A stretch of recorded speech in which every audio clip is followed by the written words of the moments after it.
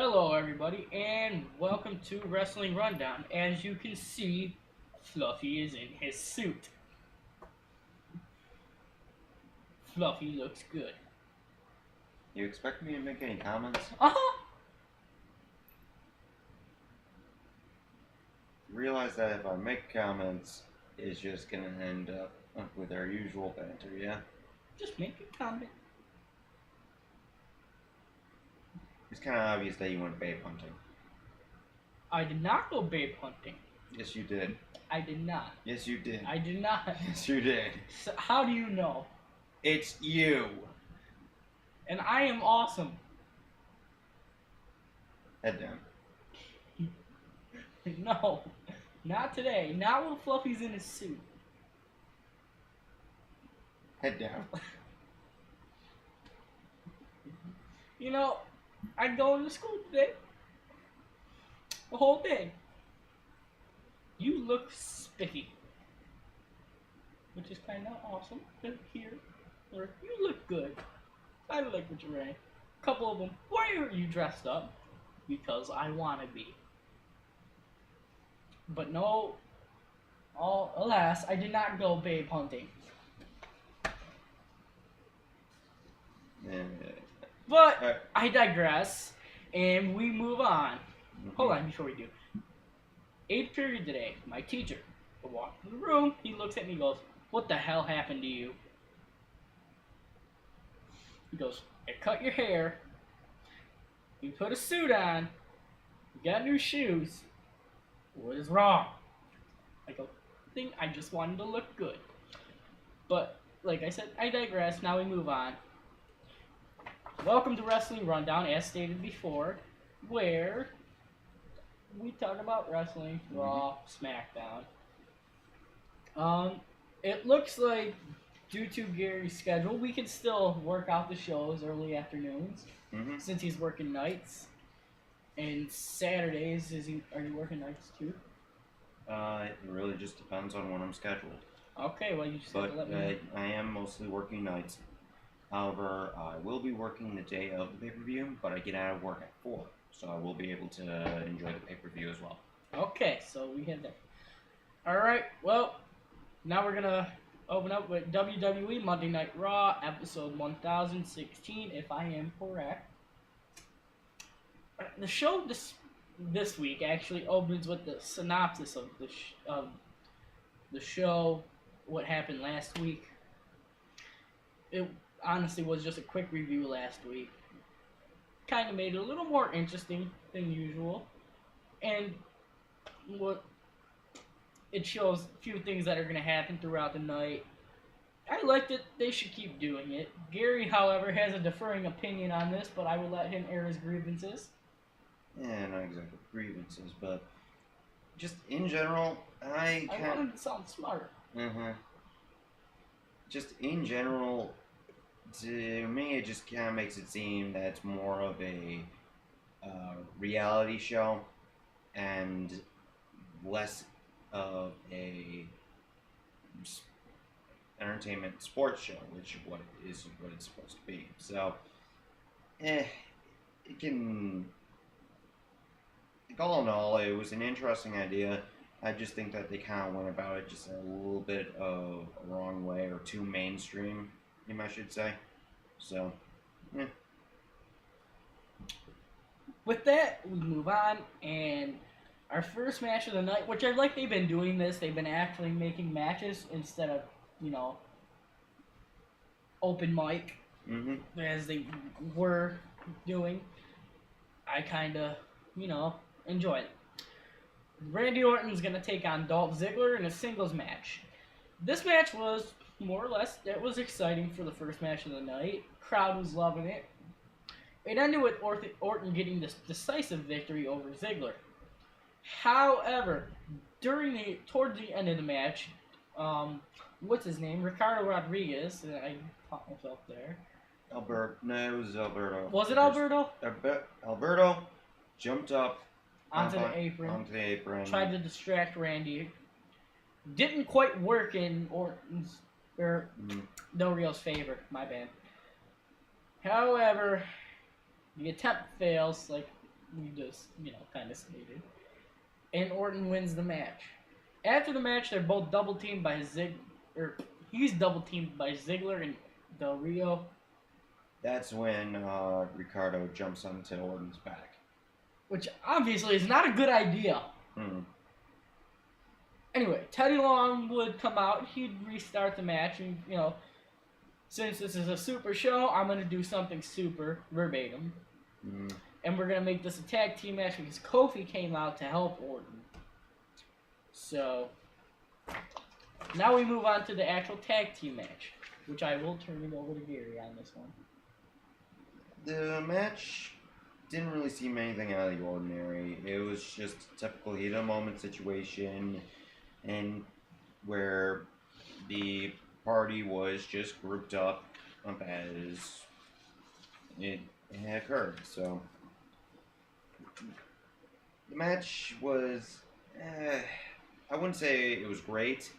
Okay, it was like borderline okay, but it was a lot.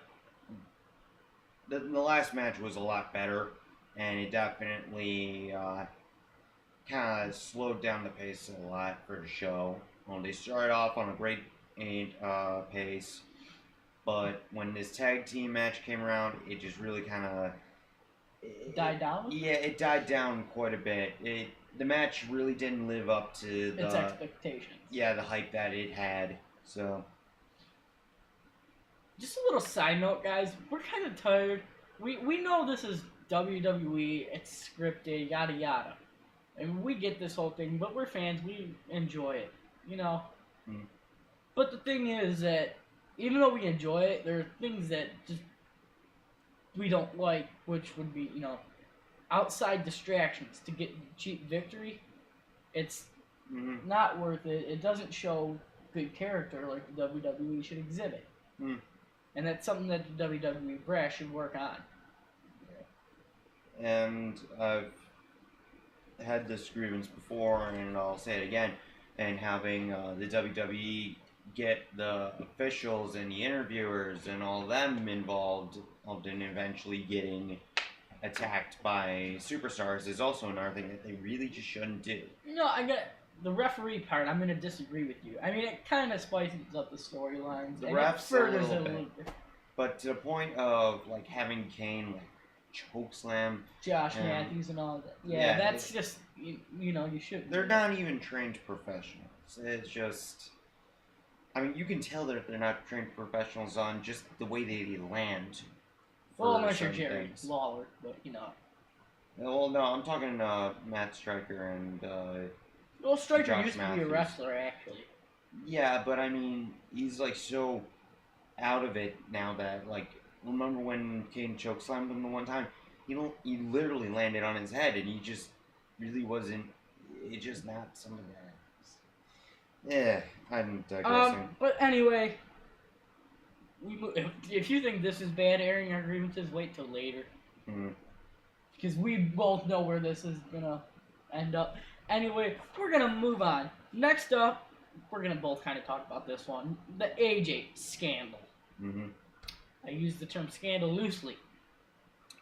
What proof does Vicky have now? And I feel like this is just something creative, kind of cooked up in order to pass the time. But according to the sources, there could be little backstage heat between Cena and Vince. But we'll get to that in our hot topic section. Anyway, Vicky is gonna call out AJ. AJ will come out. Dolph Ziggler's in the ring with her. Wow. Called it a him. Did I get it right? Remember, we have to try to remain unbiased here, so. Yeah, I know, but sometimes it's fun. Vicky calls out AJ, like we said, and she plays these voicemails. And I'm pretty sure, I mean, I'm not, 100% with this thing, but, I'm pretty darn sure that these were, edited. And as we all know, you cannot hack into somebody's phone You can't hack into anything; it's illegal. Mm-hmm. So if that's what creative is trying to exhibit, they're really doing poorly with that aspect of it. You know what I'm saying? Yeah, for all, hey, you know, they've done this before, though. For all we know, John Cena could have just left his phone out in the open, Yeah, like Eve did with her tablet.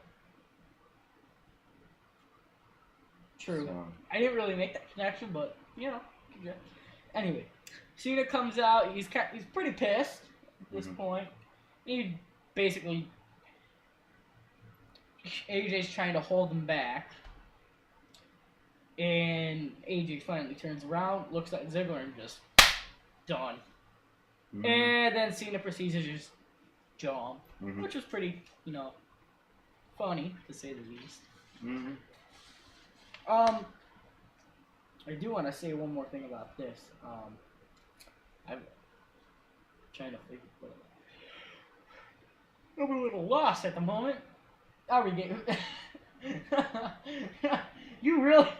A little lost at the moment. Really now. So many comments could be made. The moment, is that basically one of them? That I'm lost all the time? Yeah. Anyway, you were saying? I'm not lost all the time. I am perfectly in place.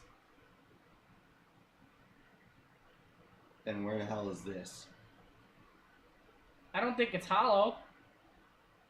Oh, I heard it earlier. Hollow sounds coming from when you slammed your head into the freaking file cabinet.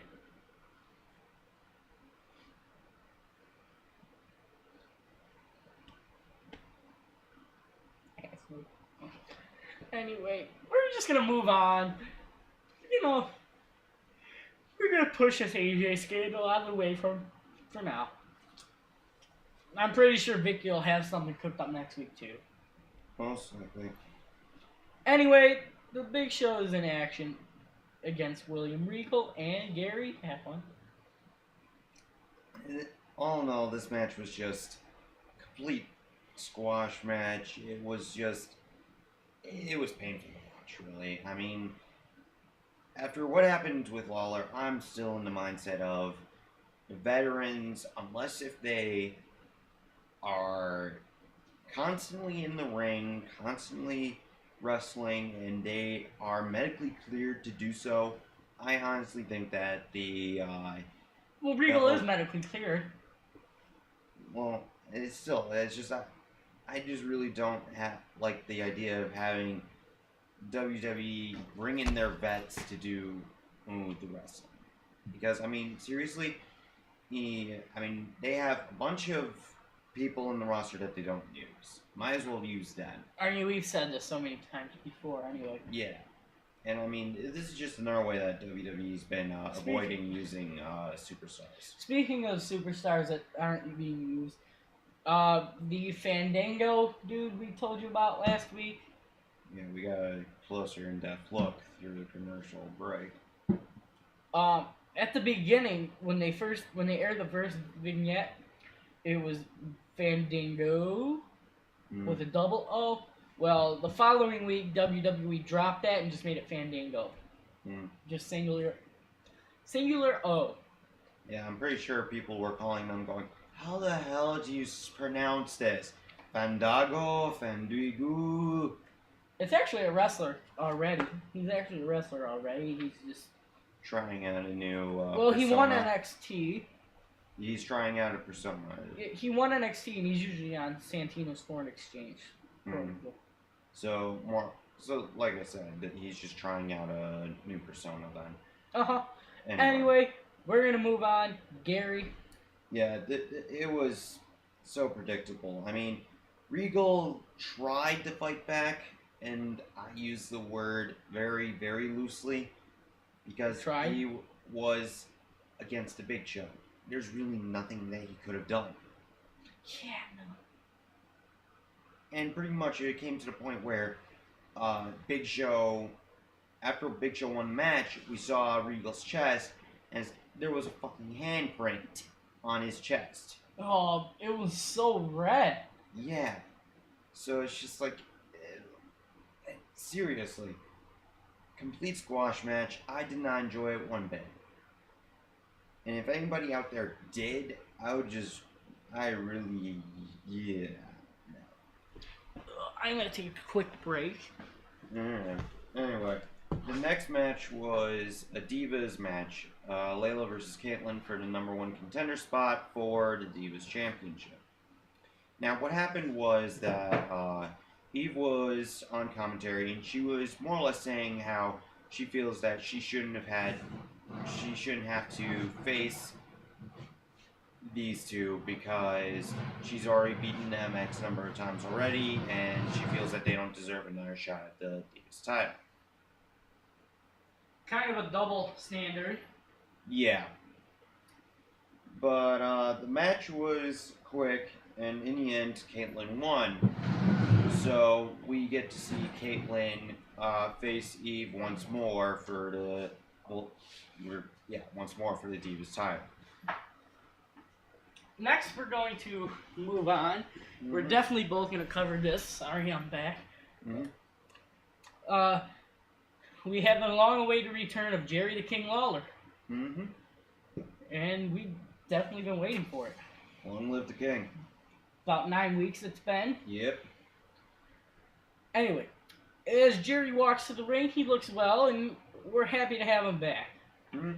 He looks a little bit ragged and rough around the edges, but nonetheless, for the most part, he's there and he's healthy. That's what mattered. Hey, little tidbit, Jerry and Cole hugged it out. Well, they had yeah. But notice how King went back to acting like as if Cole was the heel. So that's just, in my mind, that was kind of a bit of a slip up with WWE Creative. Well, they've been having this ongoing thing for the past 2 years. I mean, they respect the hell out of each other, but they love to make fun of each other. And yeah, no, it's just like, I mean, throughout the rest of the evening, though, Cole was doing his usual thing of the face commentary, and he was doing a really good job. It's just King was still pulling the, oh yeah, I still can't stand you and all this other crap, and it's just like, and Cole really did seem to be like a bit bothered in that. So it's just, they'll hopefully fix that. Anyway. Yeah, hopefully they'll fix it soon. Actually, I'm kind of a little disappointed too. They had to have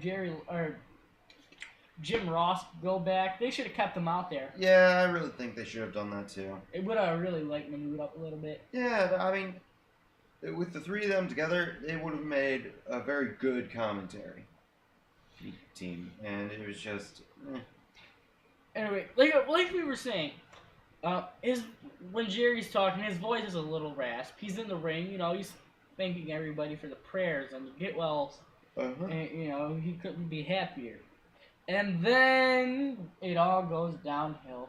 Yeah, of course. Nobody can have the spotlight for too long before Punk comes out.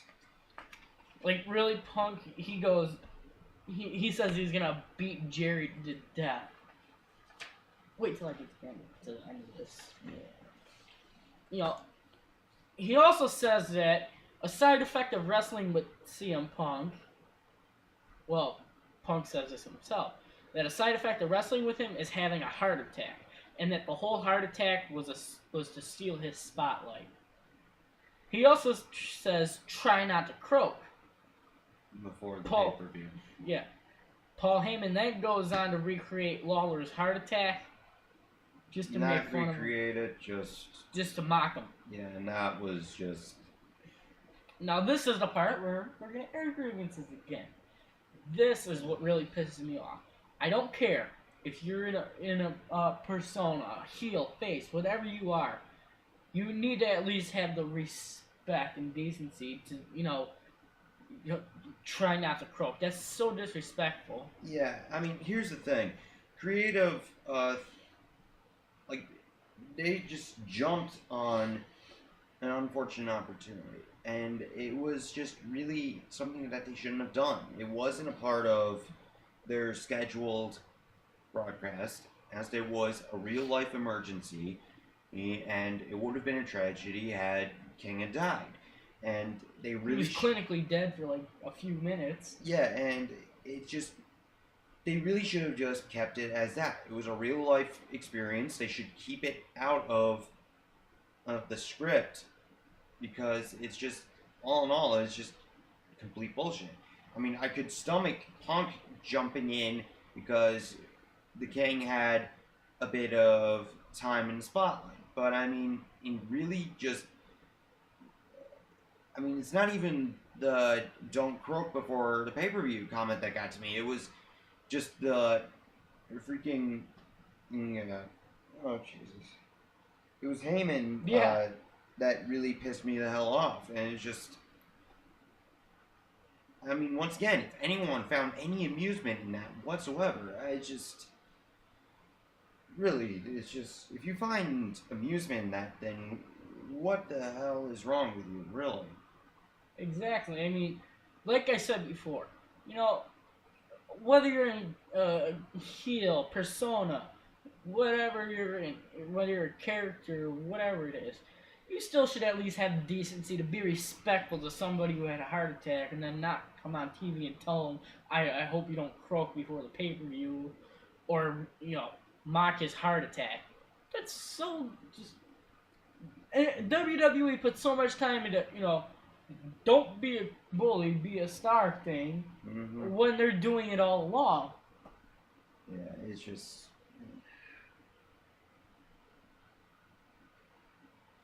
Alright, anyway, moving on. Nonetheless, King, we're happy you're back. And many more shows for you. Then Mick Foley comes out. Foley just puts Punk in his place, you know. He starts screaming at Punk. Yo, he had a heart attack. He was dead for a few minutes. What did you say, 8 seconds, 8 minutes? He came back to life, all this other stuff, and it's just, it was pretty That's much... the kind of thing that I enjoyed seeing. And then later we find out that Foley is a special guest enforcer in Punk's match against Cena. I don't really get the whole point of that, but okay. I honestly have no clue what the enforcer really does, too, so it's just... Seems like he was just sitting out there the whole time anyway. Yeah, you're just sitting there, just keeping an eye on the match, like when, I'll get to that later, actually. But I think it's time we move on to our next little... Next, we're going to have an 8-man tag match. They've been booking too much tag match. Not really. This tag team match really... I mean, this was, you know, a little bit... No, this was probably... No, that's not what I'm trying. This match was probably one of the most... If it wasn't the most... Out of the ordinary, I'm trying to say. Like, they don't normally schedule an 8-man tag match between guys like this. But, I mean, it was still... If it wasn't the most intense match of the night, then it was probably the second most. Aside from you-know-who and you-know-who. Yeah, but I mean, seriously though, this match was incredible. Both sides, okay, well, one side was doing extremely, extremely well. The other side was doing pretty moderately well.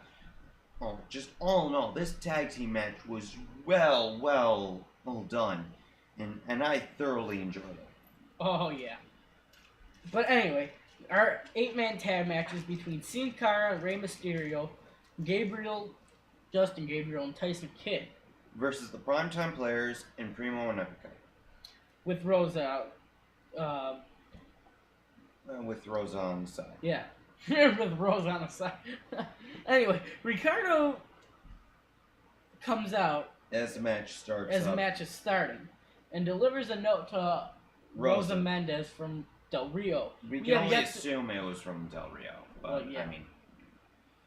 pending we don't have any further information or knowledge on that note. Yeah, like... Or really, the contents of it. Really, all she... It just seemed like as if the note pleased her in some way, and that was that. And then she kind of disappeared from ringside. That was it. Anyway, This match would go on to have everything. It would have a lot of high flying, back and forth tags, just around the ring, and just plain old wrestling. This is what we love to see. Exactly. It was a great match. And the match ends with Mysterio's Rey Mysterio 619 followed up with Justin Gabriel's 450 splash. Which was a great end of the match, and I couldn't ask for a better match. Beautiful 450. Like, there's no way that... I mean, let's face it, that was probably one of the most perfect 450s you will ever see, and you will never see anybody be able to get one that beautiful again in a long time. I mean, hell, this match was just brutal in its own essence. Yeah, it really was. I mean, the primetime players, Primo and Epico, even though the primetime players had a little bit of a bigger part in it, I could say that, they all did extremely, extremely well. And Sin Cara, who didn't even have a real place in a match, still managed to show his skill by jumping off the turnbuckle and taking out one of the guys. Like, just at one point in the match, freaking... It was a free-for-all, and Sin Cara just went, oh, hey, I want to fly. Boing, whee! Basically, towards the apron, towards the announcer's side, Justin Gabriel's going to be on the apron, and Titus O'Neil is just going to, throw him off. Well, needless to say... Ray tackles... Titus went bye-bye. Yeah. Ray tackles Titus went flying out. And somebody was outside the ring towards the, I think it may have been Primo. And that's where Sin Cara went, I want to fly. Yeah. And Sin Cara pretty much just... He had his 5 seconds of fame in that match, and that was... 5 seconds of hang time at its most, too. Yeah, right. Something. Next up, But anyway, coming up, we have a shorter match. It's more of a filler match between R-Truth and Tensai. It's just a match for R-Truth to stretch out a bit and before the pay-per-views. Yeah. Anyway, Tensai is back after a few weeks of, not wrestling on TV, on Raw itself. And I was hopeful he would actually do something notable, but alas, he would not. And he loses to R-Truth and continues his losing streak. Yeah. I noticed this with all the new superstars that come onto the roster. They expect him to be this big, huge thing, and they push him. But then when the first person beats him, it's all downhill. I mean, whatever happened to having the new superstars having to work their way up like Edge and Christian did when they first started off? They were no names, and then they started up with the tag team division. And once they became notable in the tag team division, and Edge went on to be one of the greatest superstars in history. And whatever happened to having good talent just starting to climb their way up on their own, and not having the company go and saying, oh yeah, this guy looks like he's going to be an instant hit. Let's shove him right out into the spotlight immediately. Give him no space to breathe. That kind of just confuses the fans a little bit, as they're like, confuses fans. Who the hell is this dude? What does he have to bring to the table? Obviously, he could be a former wrestler or a completely new wrestler where, Yeah, but, I mean, here's the thing. It's a real make-or-break moment for these superstars. And for the most part, we've seen just major breaks, because we've seen Tensai more or less disappear. Brodus, another one who was heavily pushed, is once again and just disappeared. Ryback is... I'd say he's borderline in pass or fail. It really depends on what happens at Survivor Series, because if he fails at Survivor Series, I'm starting to fear that they may not push him anymore, because that's like another blemish on his supposed undefeated record, and it's just not gonna end up well, because what's Ryback? Yeah, but they were pushing him as this undefeatable monster, or like a carnivore that it had constantly had to feed, and he's just... the fans aren't really going in behind him as much as they were because of his loss. Technically, he didn't lose. He was Yeah, but I mean, screwed.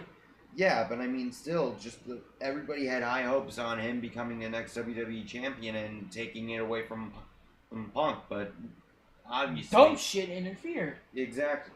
And yes, I said dumb shit, but you know what?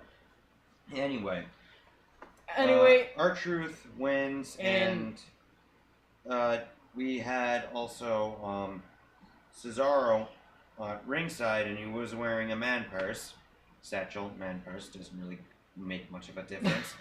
A man purse is a man purse, damn it. A man purse is a man purse is a man purse to you. I don't know. A man purse is a man purse, damn it. Anyway. Our next match would be our long-awaited match for the whole week. Yeah. Which features Ryback facing Brad Maddox for a WWE $1 Million contract, as so promised by Vince McMahon. If so much mental warfare was waged before the match even started. And we will get to that now. Before the match started, as he's making his way to the ring, as Maddox was making his way to the ring, I don't like we this hear part. sirens, and an ambulance backs Shut up! into the area. When Brad This sounds eerily similar to somebody we know. When Brad was getting into the ring, a stretcher was rolled out and was waiting in the aisle for him. We would not make use of the stretcher, only for a minimal amount of time. Ryback enters the ring. Brad flinches a bit when his music hits. And Ryback goes right in. Match starts. Maddox is a cowardly little shit. He just runs out of the ring trying not to get attacked. Mm-hmm. Because who wants to piss off Ryback even more? Yes. But anyway, after a little bit, Ryback grabs Maddox, and that's when the beating begins. And boy, what an enjoyable beating it was. Yeah. Anyway. It made Gary so happy. We pretty much... Did it not? We saw Maddox get his ass handed to him. Yeah, pummeled, a British body slam or something like that. Like 5 different times. Yeah, I thought it was like a spine buster of sorts. But anyway. And then shell-shocked. Of course, Ryback won the match. They put him onto a stretcher, but then Ryback continues to attack him. He throws him off the stretcher. It did not go well. He throws him off the stretcher. He grabs him, lifts him up, carries him to the ambulance, slams him into the ambulance, opens up the ambulance, throws him into the ambulance. The crowd's going crazy. And slams the door shut, and the ambulance drives off. Needless to say, this match was funny in its own right. Yes. We got to see somebody get their ass handed to them who was talking shit on Twitter all week. And whatever it is. Needless to say, Maddox just lost the match and his contract. And with that, his dream of being a WWE, well, Ryback finished it. Brad, be careful what you wish for. Mm-hmm. You see what I did there? Some match? Mm-hmm. Anyway. Did you finish it? Yeah, I would crack myself. Okay. You covered the next match. Okay. So, after a devastating match, we will have, with Ryback, we will have an equally as devastating match between Sheamus and David Otunga. We all know by now not to piss off an Irishman. Or mess with a pissed off Irishman. Especially Sheamus, because he will kill you. Once you make that ginger snap, you're dead. I give that to you for putting that in there. Moving on.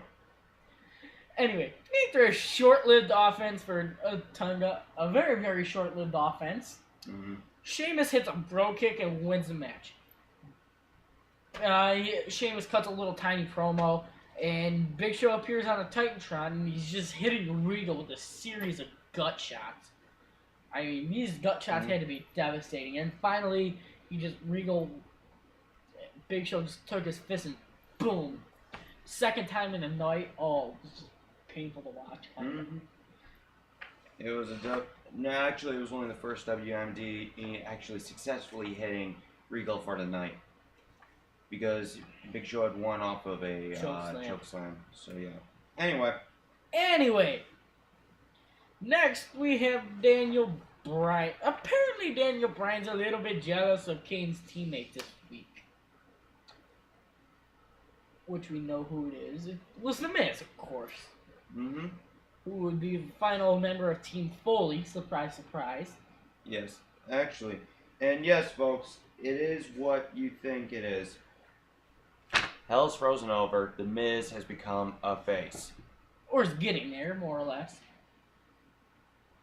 He's on Team Foley. Only faces go on Team Foley. So, yeah. Hell's frozen over. Backstage, we see Daniel Bryan chasing after Kane. Kane. And Kane turns around, looks at him, takes his mask off, goes, "What?" He goes, "I hear you have a new partner." If Mick Foley asked me to partner up with somebody else, I would have refused. And at this point, Kane's going, "Sure you would've." Mm. And, you know, Daniel Bryan was a little sad. Mm-hmm. Nonetheless, Team Hell No, they're a great team. And Daniel Bryan looked as if he was going to cry a little bit. But alas, Kane was already gone, so to speak. Mm-hmm. And, of course, Bryan had his little no fit. Which is getting entertaining, to say the least. It's just reminding me way too much of a little kid.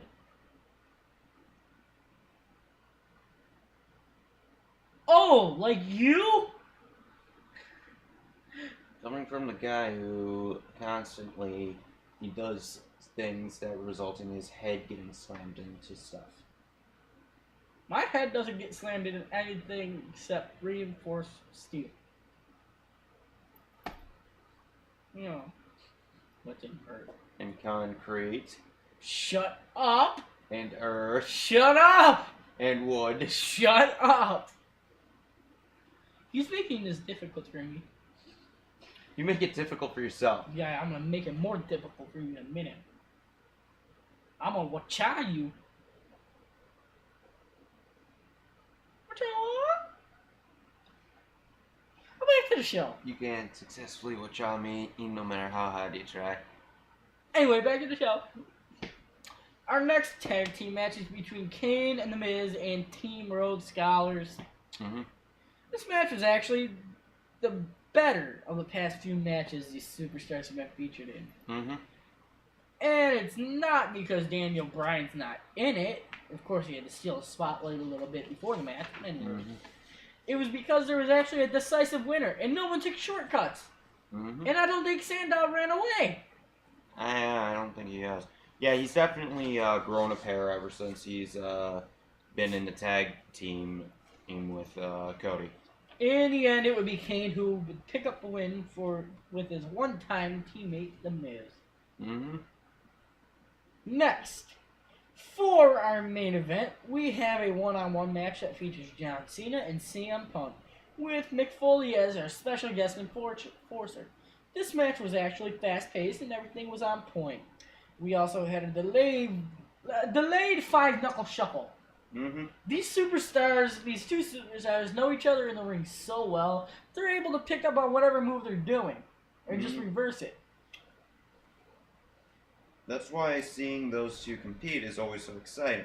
However, seeing them compete over and over and over again can get dry. So. True. That's why we added Ryback in the mix. Mm-hmm. Anyway, in the end, after a pointless interference by Heyman, Punk tries to retreat, but that is prevented by Ryback, who comes out, and Cena wins the match in the end. Mm-hmm. After the match, Cena and Ryback hold the WWE Championship belt, this had to be Gary's favorite part. As Raw goes off the air, Gary, voice your opinions on these. Let me put it to you this way, folks. It was more or less a little kid moment for all the superstars. CM Punk was on the apron going, "Hey, that's mine. Give it back to me. It's mine. It's mine." Whereas Cena and Ryback were playing tug of war with the belt. So, yeah. Just a bit of humor as the night ended. And with that, we now go to Hot Topics.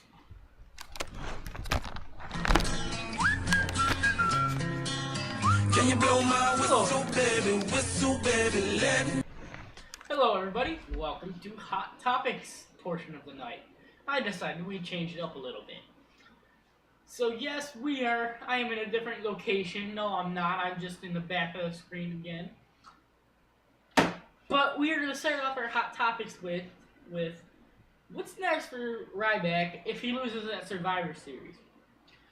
Of course, Sunday night he's going to be facing CM Punk and John Cena. This will be his second chance at the championship in one of the bigger pay-per-views, which is considered one of the big four pay-per-views of the year for WWE, aside from WrestleMania, Royal Rumble, and SummerSlam. Anyway, this time standing across from him, of course, will not only be current title holder CM Punk, who has been reigning for about, 360 days now? No, it'll be a year once Survivor Series hits. Anyway, but also the top star in the industry, which is CM Punk. This match is another step in what Ryback has been a meteoric rise. Been on a meteoric rise, should I rephrase myself. Over the last few months that he's, he's been in the WWE how long, Gary? About... Punk? No. Ryback? Yes, Ryback. He's been in for about maybe... He's been... As Ryback himself. I'd say from now, maybe about maybe 4 months. 4 months, so... Or maybe 5 months. But in the past 2 months, he's gotten, so much of a push.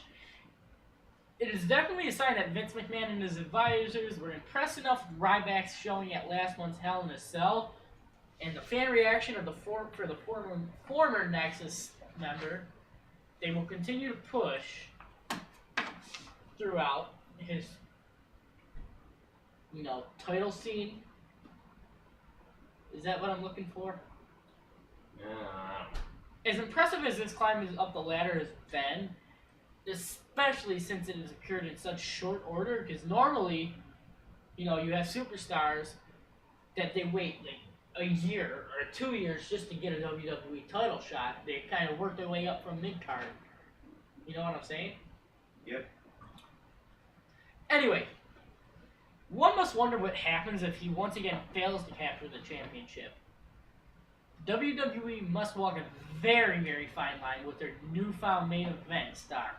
It has been nice to see a fresh face in the mix, and, it definitely brings a little more excitement into it. And with a roster depleted of legitimate draws, watching the company put effort into grooming their next big thing is refreshing. None to say the least. Moving on, with that said, the last thing WWE can afford is for Ryback to lose his luster by losing in too many big match situations, like John Cena has been doing as of late. But we'll get to that in a few minutes. Anyway, the more he competes in the main event title matches, and the more he fails to leave without the championship, the more luster he loses. It's a simple formula.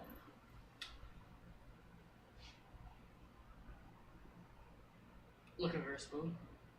I can just focus on the show. Okay. If Ryback loses at Survivor Series, all indications point towards some sort of major match at December's TLC pay-per-view. His image dominates the event poster, and his recent fan reaction and merchandise sales would seem to indicate that he is far too valuable to let fall back into the mid card. Perhaps a Survivor Series match with added rematch, should I say, with added stipulations will await the superstar with the unsatisfied appetite. Perhaps a contest with another high-profile competitor, such as Del Rio or Wade Barrett, who's just kind of fallen back in the mid card, and Wade Barrett, who is becoming quite the heel now, will tide him over until January's Royal Rumble. Either way, it is of utmost importance that the company take a very cautious, careful approach to booking their newest star. There are those that will make the argument that losing to someone such as CM Punk or Cena does no damage to Ryback, but that would be wrong. At some point, the company needs to allow someone to break through the glass ceiling and reach to the level of CM Punk or Cena by decisively defeating them, leaving no question as to who the better man was, which is what WWE has been doing in the past few pay-per-views. They've kind of been screwing Cena, or Big Show, who was in the title picture a couple months back, or, whoever else, and they're kind of just, there was no decisive winner. Anyway, the more they hesitate in pulling the proverbial trigger, the more they risk ruining a potential moneymaker, and these things make big, big money. With WrestleMania 29 rapidly approaching in hopes that it can exceed the success of WrestleMania 28, the company could get all of the moneymakers it can get. So that is kind of what will happen to Ryback if he loses. It's always a fine line between it's definitely going to happen and it won't happen, but he may as well, just may fall back into the mid card. Recently, there was a WWE wrestler who had a backstage dispute with Vince McMahon. We now know who this is. It was John Cena. As some of you may recall from a few weeks ago, there was an elite report that a top talent got into a very heated exchange with Vince backstage at Raw. Reportedly, the individual, more or less, I'm reading this straight to you, let Vince know in no uncertain terms that the WWE chairman is out of touch, the creative team lacks creativity, and the company would end up going to hell in a handbasket if it were to continue down its current path. Gary, anything you would like to project on that? I'm sorry, only Cena would really say a hell in a handbasket. Yeah. Anyway, in many ways, this real-life report had trumped the fictional proceedings in WWE, which paled in comparison. This was an irresistible mystery for the simple fact that it had many fans wondering who could possibly be so courageous to stand up to the WWE head honcho. Well, following weeks of speculations, the offender who dared to challenge Vince has been revealed. Now, we noted a few weeks back that a top WWE superstar lashed out at Vince McMahon backstage, pointing out that WWE's product was in trouble, the ratings were bad, and Vince himself may be out of touch. The word now is Cena was the one to speak out. Certainly, John Cena had to have been considered a prime candidate given his nearly indomitable standing in WWE. With that being said, the notion of going head-to-head with Vince seemed like something the brash and outspoken CM Punk would do. Not Cena, who has always been a company man through and through. It goes to show, though, that despite Cena having every logical reason to sit back and count his top earnings, his inner wrestling fan still has a desire to see WWE not rest on its laurels. And I commend John Cena for that because that's exactly what they need to do. I'm a good reporter, son of a bitch. Are you laughing at me? Just laughing at how enthusiastic you're being about it. About what? Just continue with your show. Okay. More and more. Wow. Moreover, if the recent developments regarding Cena on WWE TV are any indication, one has to wonder if the 10-time champ is being punished for airing his grievances. After all, Cena did not appear on the Hell in a Cell pay-per-view broadcast and was instead relegated to a pre-event promo, which ended in whatever it was. Not to mention, Cena's current storyline involving AJ and Vicky cast a larger-than-life wrestling hero in an almost unfavorable light. So you gotta wonder, is it revenge, or is it just merely, it is being done for the purpose of making room, or is it being done for the purpose of making room for Vince's next golden goose, Ryback, who won't fall out of line, which I highly doubt, because he might actually do it if he gets pissed off enough. In the midst of all this, however, the empowered Cena may not be ready to abdicate his throne to the chosen heir just yet. With that, we end our Hot Topics section. This will probably be how I will be handling the Hot Topics from now on. That way it gives you a little breathing time. Thank you for watching Hot Topics, and we now turn it over to Gary.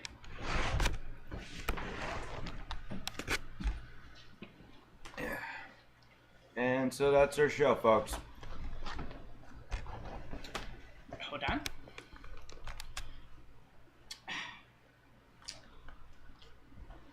Wait, we need to... You start singing So Help Me God. What? What'd you think I was gonna do? Hold on, I kind of gonna do this real quick. I need to get in view. Yeah, I know this is going nowhere, but... Gary, you're gonna miss it. Gundam style. Okay, I had to do that. I'm in the suit. No, Gary, come on. I was trying to do something. Please. Anyway, as of this past Sunday, which was 2 days ago, it was Veterans Day. Wrestling Rundown would like to thank all the veterans and all who have served and are currently serving and may possibly serve. We thank our troops.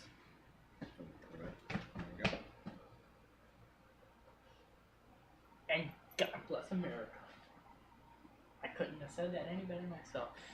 This is Gary and Jason, Wrestling Rundown, and we will be back on Saturday, early afternoon. This video will be uploaded shortly, depending on how long it takes to edit everything.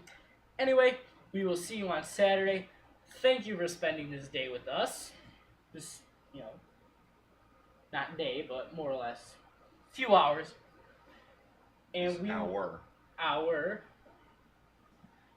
And of course, we will be possibly doing a live show on the 20th, I believe it will be.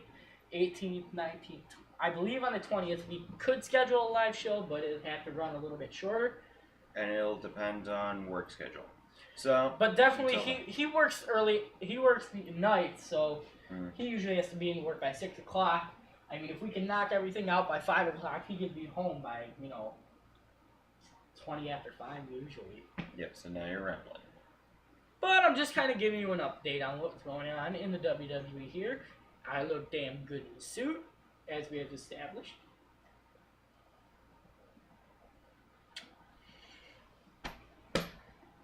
Are you okay, buddy? I'm not even wearing a hat because I look so professional. Whatcha? And that's our show. Hold on. Get back here. Like I said before, thank you so much for watching our show. We will see you on Saturday and again on Tuesday for the live show. And don't forget that Survivor Series is live this Sunday on pay-per-view. Once again, this is Jason and Gary signing off. Thank you. Have a great day, evening, night, everybody, and we will see you next time.